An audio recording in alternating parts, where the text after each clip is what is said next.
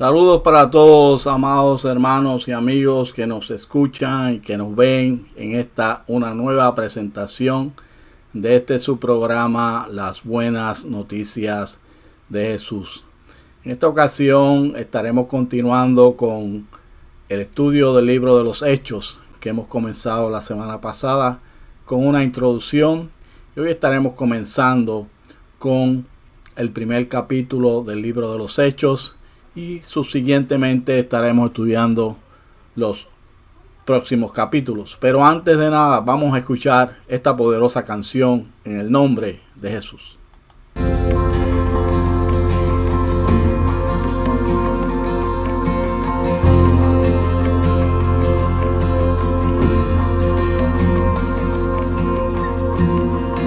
I am fading with the night. You are waking with the dawn. Praises forming on your lips like mist rising on the morn.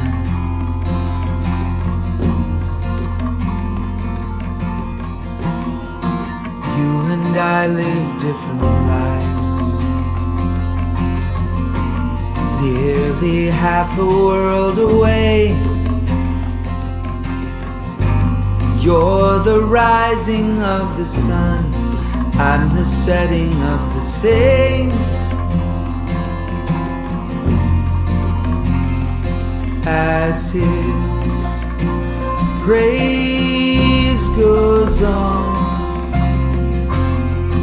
all around this great big world,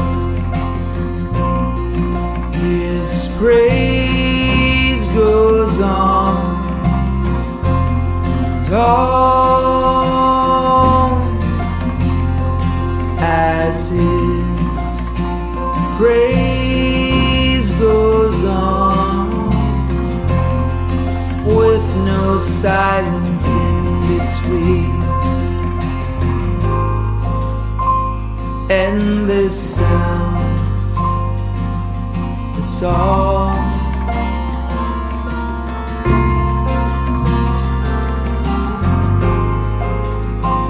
endless sounds, the song.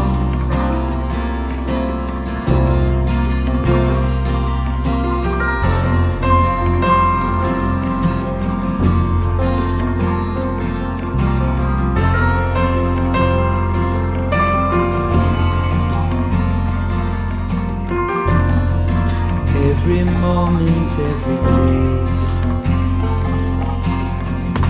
steady, holy rhythm sounds,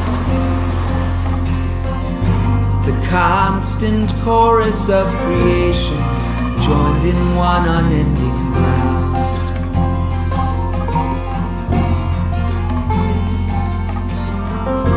Till one day every knee shall bow, every voice resound as one,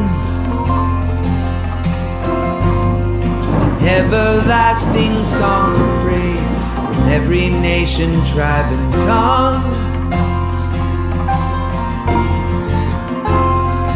As His praise goes on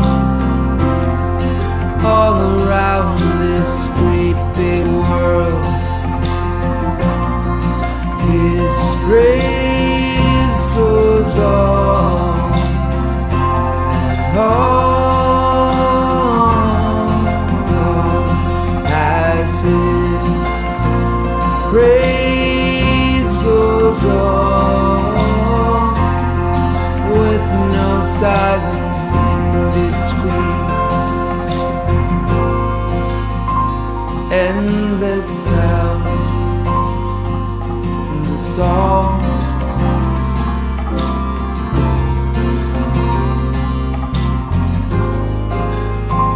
endless sounds in the song.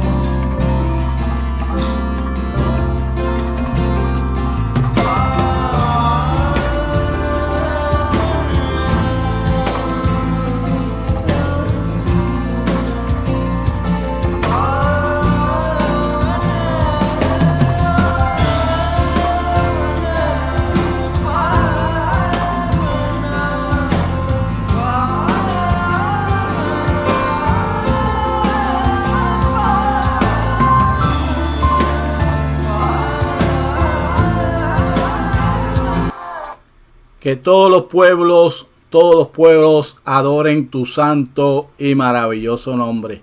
Bendecimos el nombre del Señor porque Él es bueno y para siempre es su misericordia. Vamos a tener una palabra de oración antes de comenzar en esta preciosa tarde. Estamos de tarde aquí, donde estamos aquí en mi hogar grabando este programa para ustedes, pero sobre todo para la gloria de Dios y para que la iglesia sea edificada. Padre, bendecimos tu nombre una vez más. Gracias por esta oportunidad que me das de estar delante de tu presencia y delante de mis hermanos para ministrar tu palabra. Te pido por las naciones del mundo, Señor, te pido por los pueblos. Te pido que en este mundo tan convulso que vivimos y tan difícil, tú te glorifiques y tengas misericordia de las naciones, trayendo paz y bendición a las mismas. Y ahora, Señor, ministranos por tu palabra en el nombre de Jesús. Amén y amén. Muy bien, amados hermanos, como les mencionaba anteriormente, vamos a continuar hoy con el estudio del libro de los Hechos. La semana pasada tuvimos una breve introducción donde mencionamos que este libro había sido escrito por Lucas. El amado doctor es el autor del libro de los Hechos y en su introducción claramente lo deja establecido que el libro es la continuación de las cosas que Jesús hizo, que son contadas por su evangelio, el evangelio de Lucas, las cosas que Jesús hizo en la tierra, y que luego de su ascenso entonces en este libro de los Hechos nos relata Lucas que cuáles fueron las cosas que el Espíritu Santo continuó haciendo. Así que vamos rápidamente a hablar acerca de el capítulo 1, y en este capítulo 1 la sección que vamos a estar hablando le hemos titulado La misión cristiana a los judíos y más allá. Y comenzamos hablando acerca de la iglesia en Jerusalén. Los primeros versos, capítulo 1, versos 1 y 2 son la introducción a este libro, y allí Lucas nos dice que Teófilo es el hombre al cual él le ha dirigido este libro. Se habla mucho acerca de quién era Teófilo y se menciona que podía haber sido un alto oficial de el ejército romano por el título que se le da de excelentísimo. Este es un título también que vemos que el apóstol Pablo en el capítulo 26, cuando tiene su presentación, también con uno de los altos oficiales romanos, en este caso Festo, se dirige a él también con el título de excelentísimo, lo que nos puede dar a nosotros la indicación de que este libro iba dirigido a un alto oficial romano.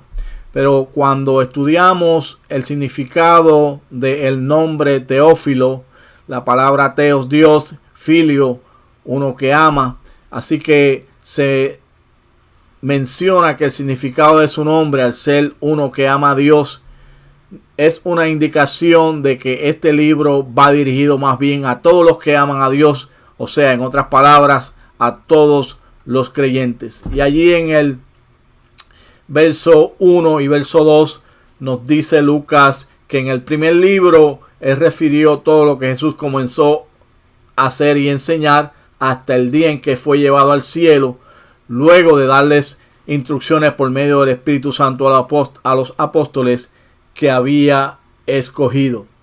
Esto nos va a llevar a nosotros entonces a los versos del 3 al 11. Y en los versos del 3 al 11, específicamente en ese verso 4, Jesús le da instrucciones específicas a sus discípulos que no se alejen de Jerusalén y que esperen la promesa del Padre, del cual Él les había hablado. Jesús en los evangelios ya había hablado a los discípulos que iba a llegar el momento en que Él se iría al cielo, pero que cuando Él se vaya al cielo, entonces Él va a rogar al Padre y el Padre le va a enviar a un consolador, al Espíritu Santo, que los guiará a toda verdad y a toda justicia. Y también vemos que continuamente él está mencionando que tiene que irse, pero que el Espíritu Santo va a venir sobre ellos. Y en este verso 4 específicamente le da instrucciones a ellos, dejándoles saber que necesitaban esperar la promesa del Padre, la cual él les había hablado. Juan había bautizado con agua, pero ellos serían bautizados con el Espíritu Santo, dando a entender que iban a tener una inmersión completa, el Espíritu en ellos, de tal manera que los iba a cubrir del mismo modo que cuando una persona era bautizada. Y los discípulos entonces le hacen esa pregunta que hemos debatido mucho, si es que él va a restaurar el reino de Israel en ese momento, porque recuerden que Israel esperaba una restauración política de su reino después de haber estado disperso y de haber perdido toda la soberanía que tenía como nación en este momento dado bajo el Imperio Romano. Jesús continuamente les estaba hablando a ellos que su reino no era de este mundo, que era un reino espiritual. Todavía ellos no entienden esta parte, y entonces él tiene que explicarle en ese verso 7 de el libro de los Hechos que los tiempos que Dios tiene determinado para la humanidad están bajo la autoridad del Padre, y que cuando venga el Espíritu Santo entonces ellos van a recibir poder, y que ese poder iba a hacerlos a ellos que fueran testigos en todas las naciones de la tierra. Por lo tanto, vamos a ver que ellos entonces, de los versos 12 al 26, están esperando por el Espíritu Santo. Están ellos en el Monte de los Olivos. Jesús asciende al cielo. Es la última vez que ellos lo van a ver físicamente, y no va a manifestarse Jesús visiblemente nuevamente en la tierra hasta que entonces regrese en su segunda venida. Y esto se lo deja saber a los discípulos, y después que los discípulos ven a Jesús ascender al cielo, ellos caminan desde el Monte de los Olivos, que era muy cerca, hasta llegar a Jerusalén. Van al aposento alto, lo que la versión Reina Valera menciona como el aposento alto, que no es otra cosa que el segundo piso de un hogar. En los tiempos de Palestina, las casas, el segundo piso, lo que era un salón completamente vacío, y allí se acomodaron estos 120 que están esperando la promesa del Padre a través de la oración. Allí están los apóstoles, allí están las mujeres que estuvieron siendo testigos de la resurrección de Jesucristo, y estos 120 entonces están esperando la promesa del Padre en este lugar a través de oración y ruego, como menciona la propia palabra, unánimemente juntos. Pero había un asunto administrativo que había que resolver, y este asunto administrativo era la elección del sucesor de Judas. Judas había traicionado a Jesús vendiéndolo por 30 piezas de plata. Luego va y se ahorca, finalmente cae sobre un terreno, y allí todas sus entrañas salen de su cuerpo. Y ahora había que seleccionar a un suplente de Judas, y entonces escogen entre Matías y José, y dice que echaron suertes, que es una costumbre que se hacía en Medio Oriente para ese tiempo, donde sencillamente se podían coger dos pedazos de un palito pequeño, uno más corto que otro, y el que sacara el palito más pequeño era el que era electo, o sencillamente se podían tirar dados, como fue el caso que se hizo cuando los soldados romanos tiran dados para ver quién se iba a quedar con las ropas de Jesús. Y finalmente la suerte ha sido echada, y es Matías el que es electo como el sucesor de Judas. Vamos entonces al capítulo 2 de los Hechos, y vamos a ver allí la llenura del Espíritu Santo y el sermón de Pedro. Veamos que entonces los discípulos están en esa intercesión, en ese ruego, están orando. Y dice la Biblia que de repente vino como un estruendo de un viento recio que llenó el lugar donde ellos estaban reunidos, llenó toda la casa donde estaban reunidos. Y se les aparecieron entonces unas lenguas como de fuego que se repartieron y se posaron sobre cada uno de ellos. Todos fueron llenos del Espíritu Santo y comenzaron a hablar en diferentes lenguas según el Espíritu les concedía expresarse. Fíjense ustedes que desciende la promesa del Espíritu Santo sobre los discípulos y tiene unas manifestaciones. Una de ellas es el viento recio, otro es lenguas repartidas de fuego sobre la cabeza de cada uno de ellos, y hablaron entonces en diferentes lenguas. Vamos a estudiar un poquito quiénes eran los que estaban oyendo cuando sucede este derramamiento del Espíritu Santo el día de Pentecostés. El día de Pentecostés es una de las fiestas judías que se celebra para celebrar la cosecha. Jerusalén está llena de forasteros que están visitando de diferentes lugares, entiéndase judíos que habían sido dispersos de 15 diferentes naciones o lugares bajo la tierra, y están allí ellos en Jerusalén, están en el templo. Este aposento alto, como era tan y tan grande, se entiende que era una de las cortes del templo y que allí estaban los discípulos reunidos. Y cuando viene ese estruendo recio, vienen esas lenguas de fuego y vienen esas diferentes lenguas que ellos comienzan a hablar. Los que estaban oyendo se dieron cuenta de todo esto y entonces se hacen la pregunta de que ¿qué es esto que ellos están escuchando? Porque lo que están hablando son galileos. ¿Y qué pasa? Los galileos tenían su propia manera de hablar, tenían problemas para pronunciar algunas vocales, hablaban a veces a mitad, tenían problemas con los sonidos guturales y eran conocidos cuando hablaban. Y cuando ellos comienzan a hablar en otras lenguas, en otros idiomas, los cuales podían ser entendidos por las personas de diferentes procedencias, entonces ellos dicen, ¿no son estos galileos los que están hablando? ¿Cómo es que cada uno de nosotros los oye hablar en su lengua materna? Y viene la referencia ahí de Lucas, que es un hombre bien detallado en su historia, de mencionar las 15 lugares de procedencia de cada uno de estos judíos helenistas, como se le conoce. Que estos judíos hablaban 3 idiomas, eran trilingües. Hablaban el hebreo, que era el idioma que se le había enseñado en su casa. Hablaban el griego koiné, que era el idioma comercial de este tiempo. Algo así parecido como el inglés, que es un idioma universal y que para efectos comerciales se utiliza.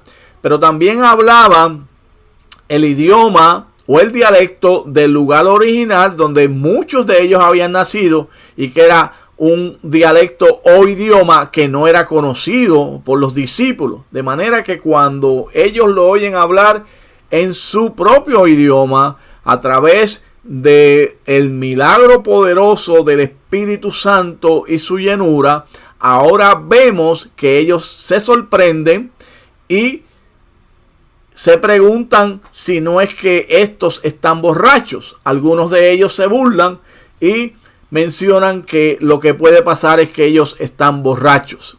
Fíjense ustedes que hay muchos elementos importantes en este derramamiento del Espíritu Santo por el Señor Jesús en su iglesia. Y el primero de ellos es que de aquí en adelante el Espíritu Santo va a permanecer con su iglesia y en su iglesia. Porque fíjense ustedes que anteriormente el Espíritu Santo se manifestaba en el templo. Se manifiesta en el templo. Y el Espíritu Santo podía venir sobre personas que habían sido selectas por Dios para cumplir con un ministerio como el de los profetas. El Espíritu Santo venía, los capacitaba, y el Naví, como se le menciona en el idioma original, se convierte en la boca de Dios, el profeta de Dios, que proclama la palabra, que proclama la ley, que proclama la voluntad de Dios y que también proclama, como no, eventos futuros y eventos que están relacionados al cumplimiento de la palabra del Señor. Pero en este momento el Espíritu Santo ha descendido sobre los discípulos y ahora el Espíritu Santo está permanentemente en la iglesia, en el creyente, y el templo del Espíritu Santo es el creyente y mora en él. Está con él, está dentro de él y le está guiando y le está llenando de un poder poderosísimo, valga la redundancia, que le va a capacitar para ser testigo. Y de eso es que quiero hablar ahora. Si vemos este pasaje de Hechos 1:8, claramente él menciona, cuando Jesús le está dando el mandato, él menciona lo siguiente: pero recibiréis poder cuando haya venido sobre vosotros el Espíritu Santo, y me seréis testigos en Jerusalén, en toda Judea y Samaria y hasta lo último de la tierra. De manera que ese poder, otro de los elementos importantes que debemos discutir y que debemos dejar claro cuando estudiamos este capítulo 1 de Hechos, es que ese poder del Espíritu Santo es para capacitar al creyente para ser testigo. Poder para ser testigo. El poder en sí mismo no es para que nosotros nos quedemos con él y tengamos a veces un exhibicionismo donde se manifiesta el poder, pero en sí mismo no compartimos el evangelio con otro. Poder para ser testigo.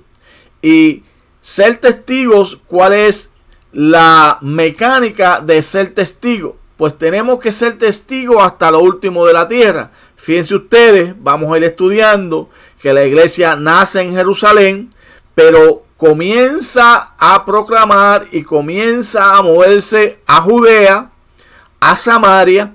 Es verdad que tiene que venir una persecución, como lo vamos a ver en Hechos 8:1, para que la iglesia entonces se mueva a los lugares que el Señor envió.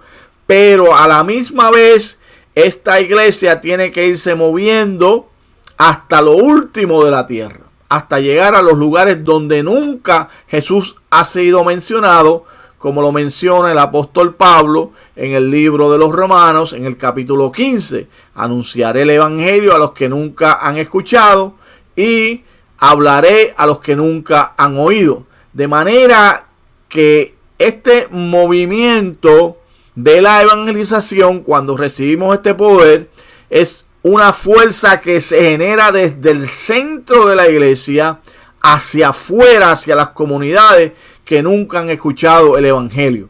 Esto es bien importante que lo tengamos claro, porque una vez más la iglesia ha querido quedarse con el poder, ha querido disfrutar de los dones del Espíritu, del poder del Espíritu, pero no ha creado una conciencia clara y una responsabilidad que cuando recibimos ese poder tenemos que ser testigos.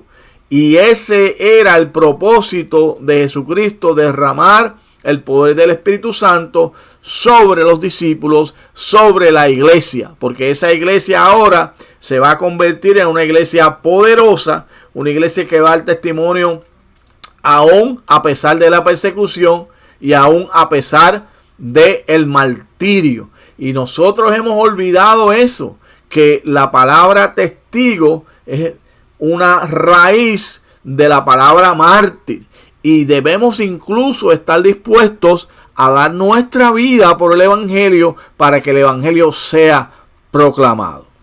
Muy bien, seguimos entonces. Aquí tengo una gráfica que he querido compartirla con ustedes para que veamos cómo estas diferentes representaciones de los judíos dispersos o helenistas, como se le conocía, de dónde procedían. Como les mencioné, son aproximadamente 15 lugares o 15 naciones debajo de el cielo, los cuales están representados ahí en esta gráfica o en este mapa. Egipto, Cirene, Creta, Roma, Asia, Frigia, Panfilia, el Ponto, Capadocia, Mesopotamia, Partia, Media, Elam y Arabia. Y todos están reunidos aquí en Jerusalén, y Dios en su maravilloso plan escoge este momento de esta fiesta maravillosa de Pentecostés para derramar su espíritu sobre su iglesia y que la iglesia entonces proclame. Ahora, cuando sucede este derramamiento del Espíritu Santo, y antes de seguir en este capítulo 3, tengo que mencionar que Pedro entonces se levanta lleno del Espíritu Santo. El mismo Pedro que había negado a Jesús 3 veces, el mismo Pedro que era impulsivo y había cortado la oreja cuando van a arrestar a Jesús. Ahora el Espíritu Santo lo llena de su poder, y vemos a este Pedro que se levanta y con valor, con denuedo, le dice: no están borrachos estas personas, porque son las 9 de la mañana, primero que nada, y segundo, porque el judío en su fiesta comenzaba o dejaba de comer la tarde antes, cuando comenzaba la caída del sol, y a esta hora de la mañana todavía no había comido, mucho menos beber el vino nuevo, que es lo que se menciona aquí en el original. Así que Pedro le dice: no, estos no están borrachos como ustedes creen, sino que ese Jesús que estuvo aquí en la tierra, que ustedes mataron, que ustedes crucificaron en una cruz, ha resucitado y ha derramado esto que ustedes ven, que es el poder del Espíritu Santo, para que ustedes sean salvos y para que entonces puedan tener una relación con Él.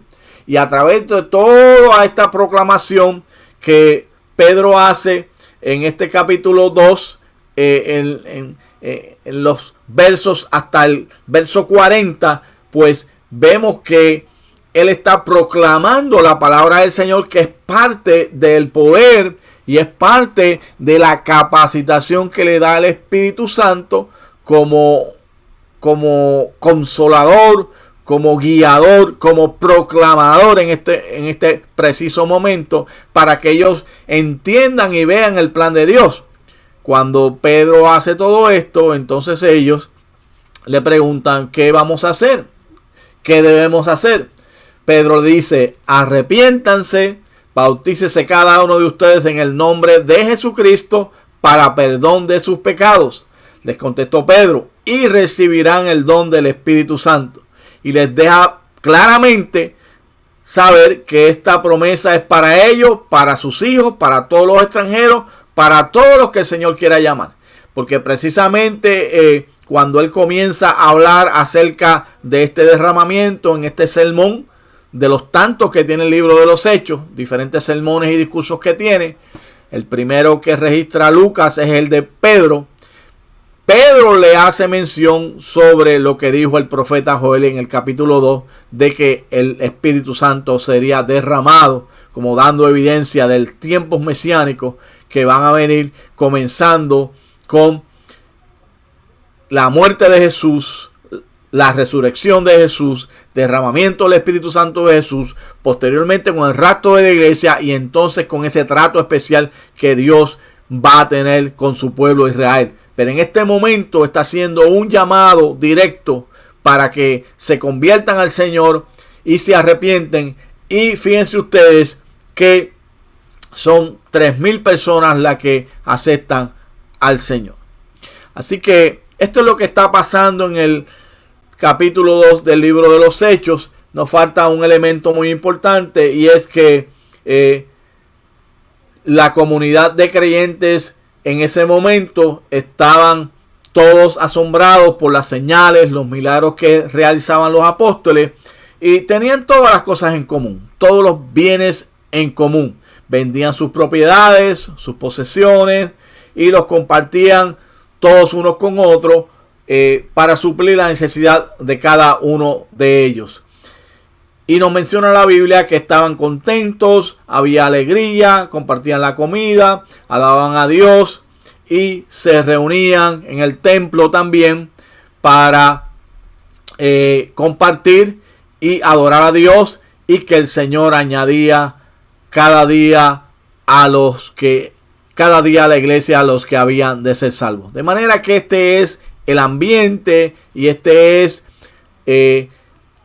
la escena que se está dando en la iglesia naciente. Una escena maravillosa, poderosa, que aunque ciertamente no podemos decir que la iglesia moderna tiene que seguir todo lo que hizo la iglesia naciente, pero debemos sí de estudiar estos principios bíblicos, de estudiar estos elementos y de poner en acción aquellos que sean de beneficiosos para la iglesia, porque la iglesia moderna ha perdido mucho de la esencia que tuvo esta iglesia naciente, especialmente la oración, el poder del Espíritu Santo y el tener una coinonía que sea como la que tuvo la iglesia naciente. Continuamos. Vamos a ir entonces al capítulo número 3 y vamos a ver entonces aquí la curación de un cojo. Le hemos llamado a esta parte, y la historia que vemos aquí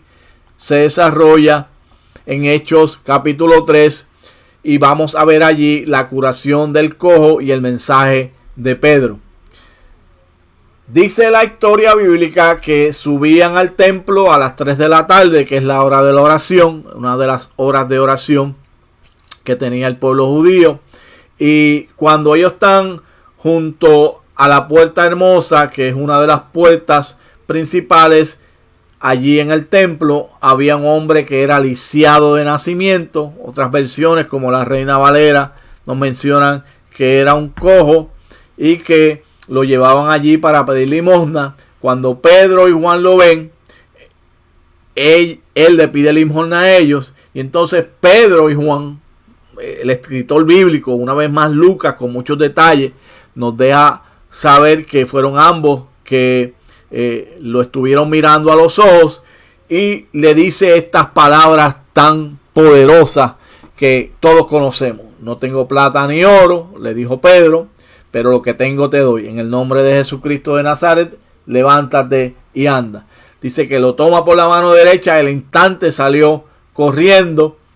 Sus pies, sus tobillos cobraron fuerza y de un salto se puso en pie y comenzó a caminar.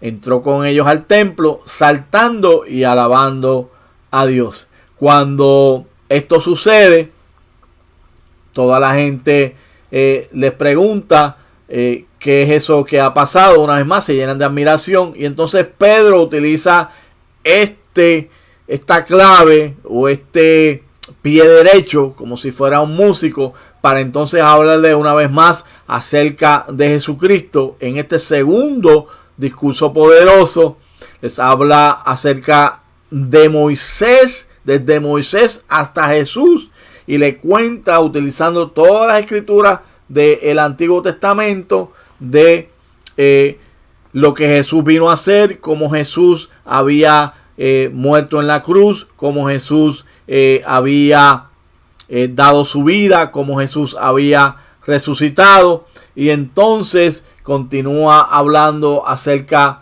de todos estos detalles, acerca de la obra que Jesús vino a hacer en la tierra. Pero ¿qué sucede? Mientras esto está aconteciendo, mientras ellos le hablaban a la gente, vinieron entonces los sacerdotes, el capitán de la guardia del templo y los saduceos. Recuerden que todo este grupo de religiosos conformaban un grupo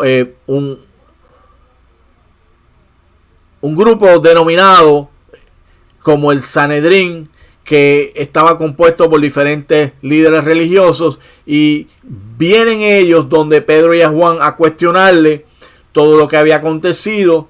Pero ¿qué sucede? Pedro, lleno del Espíritu Santo, siguió hablándole a ellos sobre todo lo que Jesús ha hecho, y cuando eso sucede, finalmente el llamado que se hace, entonces 5,000 personas más aceptan al Señor, y todos entonces no pueden hacer nada porque aquel hombre dice la propia palabra que era mayor de edad. Ellos se supone que no podían hacer nada. Y aquí vemos entonces que la iglesia sigue creciendo y que la iglesia sigue llevando el mensaje a través del poder del Espíritu Santo que ha recibido a la ver aquel derramamiento el día de Pentecostés. ¿Qué sucede? Cuando todo esto está dándose, viene entonces el arresto de Pedro y de Juan, y una vez más los miembros del Sanedrín lo confrontan, le dicen que no pueden seguir predicando y hablando en el nombre de Jesús, y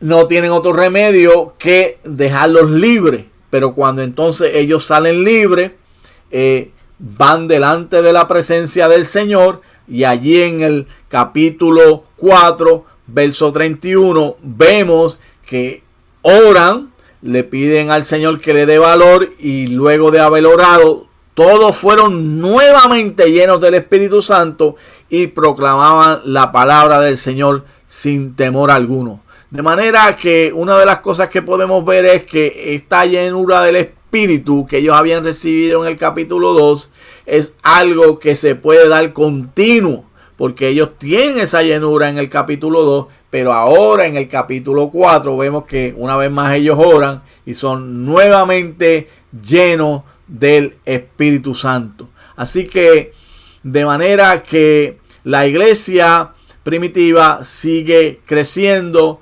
sigue moviéndose en la dirección de lo que Dios quiere hacer, poniendo una base poderosa en Jerusalén para que la proclamación del Evangelio entonces desde Jerusalén llegue hasta lo último de la tierra. Maravillosa es la palabra del Señor. Espero que ustedes se hayan gozado de lo que hemos presentado hasta aquí para la gloria del Señor, y que sigan con nosotros compartiendo en las próximas ocasiones. Vamos a quedarnos aquí en este capítulo número 4. Luego la semana próxima trataremos de cubrir del capítulo 5 hasta el capítulo 8 para ver qué es lo que Dios sigue haciendo con su iglesia. Así que gracias por haber estado con nosotros. Te pedimos que la paz del Señor sea contigo y que puedas tener un día victorioso y una semana victoriosa. Te ha hablado una vez más tu hermano y amigo Mickey Rivera. Una presentación bajo el programa Las Buenas Noticias de Jesús, parte del ministerio Familias para las Naciones. Familias para las Naciones es un ministerio misionológico cuyos propósitos son orar por las naciones del mundo que no han escuchado del Evangelio, apoyar obreros que están trabajando en diferentes lugares donde nunca ha llegado el Evangelio anteriormente, y por último educar acerca de las misiones mundiales y acerca del mandato evangelístico, evangelizador que Dios ha dado a su iglesia. Nos puedes escribir, te puedes comunicar con nosotros por diferentes maneras. Puedes entrar a nuestra página web. Estamos en Twitter, estamos en Instagram. También tenemos un podcast que lo puedes acceder en anchor.fm. Tenemos nuestras páginas de Facebook, Las Buenas Noticias de Jesús, y también nuestra página de Familias para las Naciones. También tenemos nuestro canal de YouTube, Familias para las Naciones. En fin, estamos en las diferentes plataformas. Dios nos tiene, por así decirlo, presos bajo el poder de su Espíritu, trabajando en estas plataformas. Estamos deseosos de poder hacer la voluntad del Señor y poder viajar y poder hacer otras cosas. Pero Dios nos ha tenido presos durante este año y medio. Primero en la iglesia local. Somos miembros de la iglesia Jacksonville Hispanic Church of God, que pastorea a la reverenda Elia Vivoni, una pastora maravillosa que nos ha dado la oportunidad de trabajar en la iglesia local. Estamos contentos y alegres trabajando allí diferentes proyectos para alcanzar la comunidad y enseñando y predicando la palabra del Señor. Así que, amados hermanos y amigos, le pedimos la oración por todo esto, porque lo hacemos para la gloria del Señor. También damos gracias a nuestro hermano Nachi, que nos ha abierto las puertas en la emisora Holy Fire Radio, en la programación los jueves de 7 a 8 de la noche. Y esperamos que usted ore por este ministerio, aporte económicamente a este ministerio. Entre a la página holyfireradio.com y aporte a este ministerio, que es una emisora 24 horas proclamando la palabra del Señor. Así que, hermanos, la paz del Señor sea con ustedes. Vamos a tener una palabra de oración. Gracias una vez más por tu palabra. Gracias por tu amor y tu bendición, Jesús amado. Pedimos tu bendición sobre los oyentes. Que está sano, el que está enfermo, sánalo. El que está atado, libértalo. El que no te conoce, sálvalo. Señor, derrama de tu espíritu y llama, Señor, a tu iglesia, hombres y mujeres, a proclamar tu palabra donde nunca ha llegado, para la gloria de tu nombre. En el nombre de Jesús. Amén y amén.